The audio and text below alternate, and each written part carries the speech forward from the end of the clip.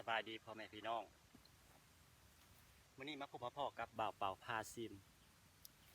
มาในเมนูต้มปลา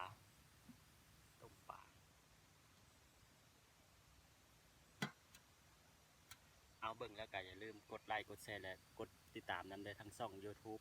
บ่าวเป่าพาซิมเอาพร้อมแล้วก็ลงมือกันเลยเนาะสูบน้ำก่อน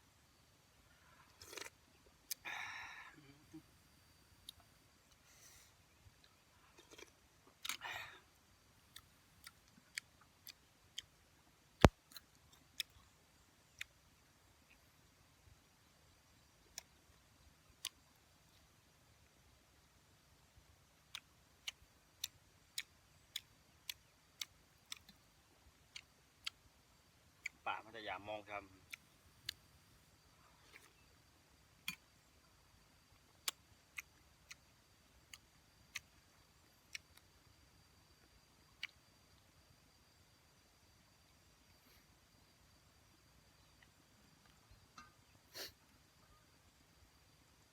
นี่นะหัวหน้า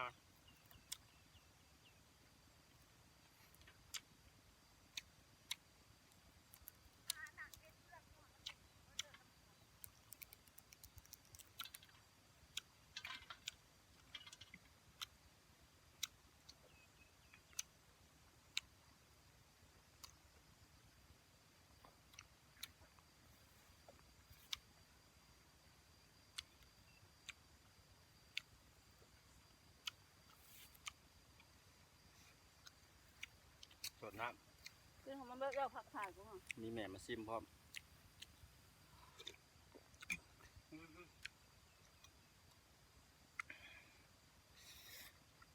เมื่อก็อยากเข้ากล้องน้ำหลายเมื่อก่อนจะชวนมันเข้ากล้องน้ำมันสีฮอกไข่ใหญ่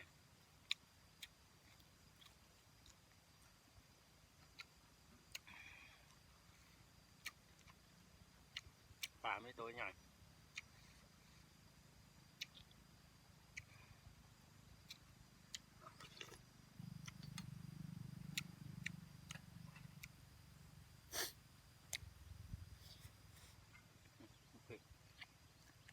ปลาครับ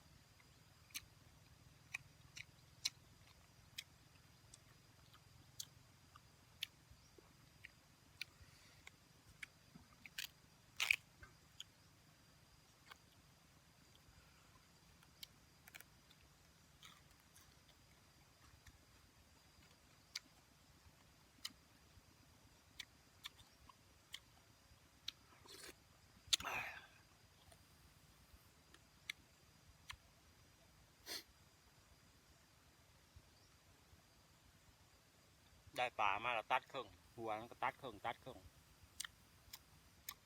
เอาต้มอ่ะเอาส่วนของยำกินทั้งหัวเลยมันปลายำเอาครึ่ง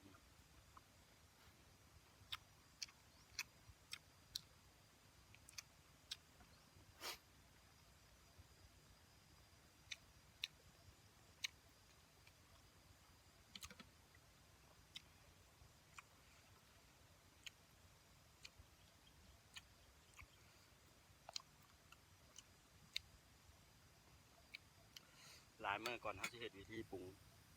ดูพ่อแม่พี่น้องเบิ่ง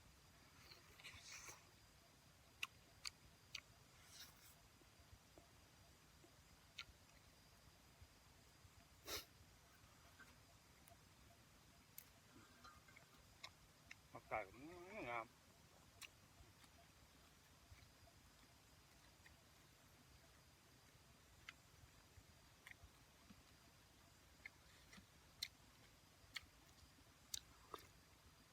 ส่วนน้ำมันหอดไป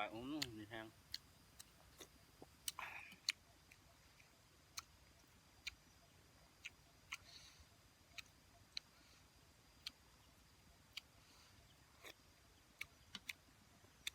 ต้มปลาสีส้มๆใส่แม่เป้งหมดแดงกินตากแดดโอ้ดี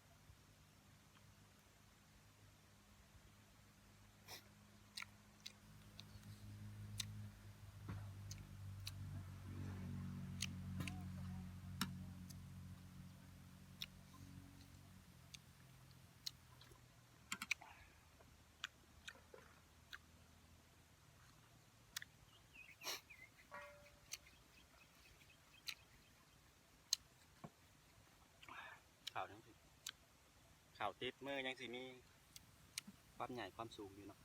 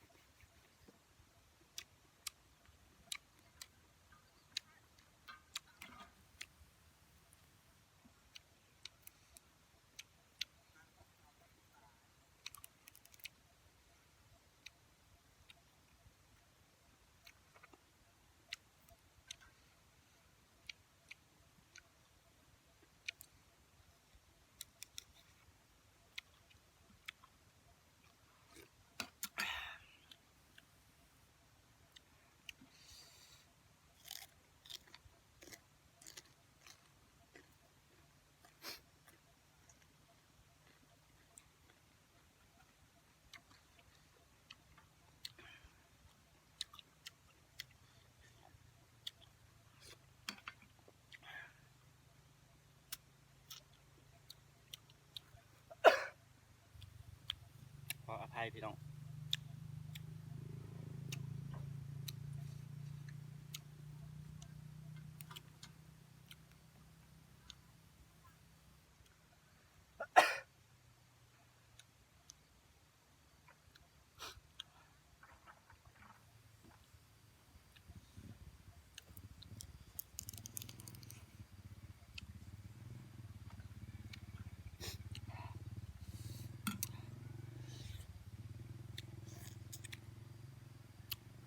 เผื่อมาน้ำตาออก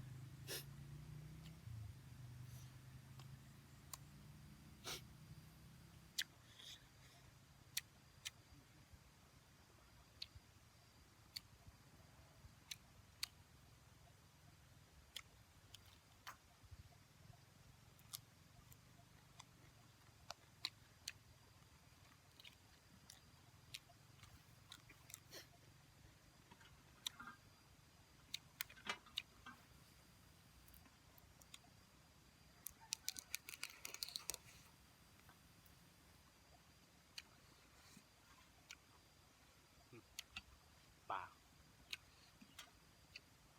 ตัวบ้ากใหญ่เดี๋ยวเด้สิลงปากก่อน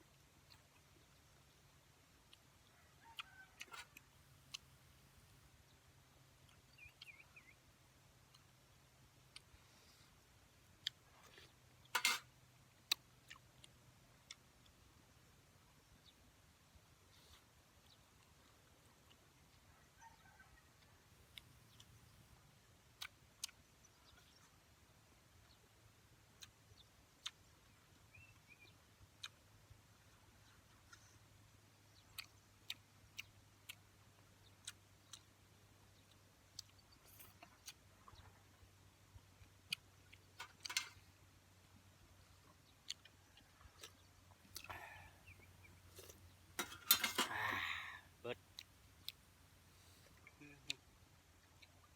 เอาได้เบิ่งแล้วก็อย่าลืมกดไลค์กดแชร์และกด Subscribe เด้อทั้งช่องเบาเป่าพาซิมขอขอบใจ